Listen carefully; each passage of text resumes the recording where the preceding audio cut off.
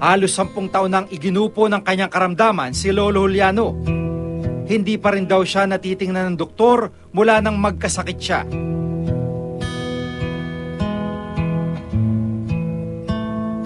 Nakakaawa yung sitwasyon nila. Yung babae, yung asawa niya, hindi stable yung pag-iisip. Kaya nga araw-araw nang hingi ng pira. Walang ikinabubuhay ang mag-asawa. Walang kuryente ang kanilang maliit na tahanan. Ang kanilang iniinom galing sa tubig ulan. May isa silang anak pero hindi na raw nila alam kung nasaan ang anak. May anak po kayo? May mga anak po kayo? Dami.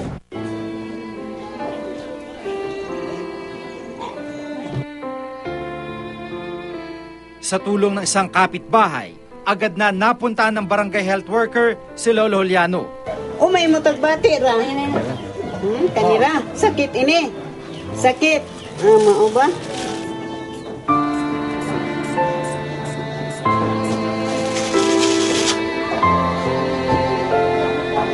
Base sa mga sakit dito sa mga matatanda, ang talagang masakit sa kanila tuhod arthritis at saka yung parang lack siya ng pagkain nutritional. Kailangan raw matingnan si Lolo Juliano ng doktor, pero walang ospital sa isla ng Basilisa. Mahigit 1 oras na biyahe sa bangka bago pa marating ang pinakamalapit na ospital. 2012 pa nang huling may dumalaw na doktor sa barangay ni na Lolo Juliano.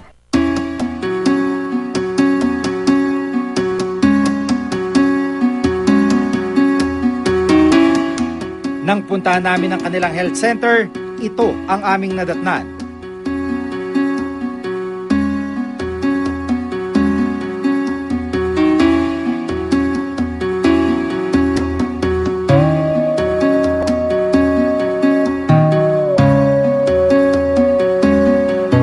Sira ang solar panel sa nagbibigay dapat ng kuryente sa center. Ito po ang aming barangay health center ng barangay Puerto Princesa. Sa ngayon hindi pa nakalagay ng kuryente kasi handle yan ng barangay. Wala ang barangay. Hindi nakabudget. Baka sa susunod na mga panahon may makaano na. Wala ring lamang gamot ang mga kabinet at kulang-kulang ang iba pang medical supplies. Medical assistance talaga para sa mga senior. Kawawa kasi. Awa ko sa kanya. Parang tatay ko kasi. Maski ang center walang alaman na mga medisina. Kulang-kulang sa talagang mahirap dito. Kung tutuusin, dapat ay matagal nang natugunan ang kakulangan ng serbisyong medikal ng mga matatanda. Nakasadya Expanded Senior Citizens Act na dapat magkaroon ng National Health Program at Integrated Health Service para sa mga senior citizen.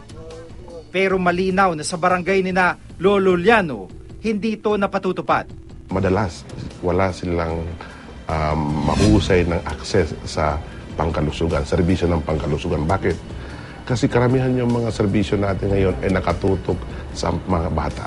For next year until 2016, so may proposal na kami at parang positive naman yung feedback about sa proposal namin na mag-budget kami sa BUB ng Basilisa for the social pension program. Hopefully, next year, ma-implement namin yun sa amin sa Basilisa.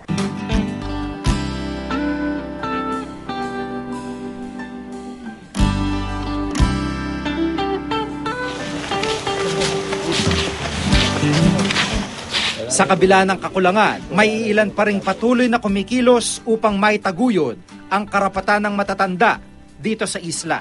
Nagkaisa-isa kami, samantala kung anong mga problema namin, nagkaintindihan kami.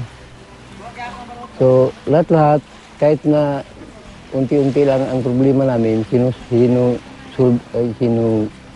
subad namin yun. Kung ano ang nasa program ng senior citizen, dapat sana yung karapatan namin, ibibigay na nila yun.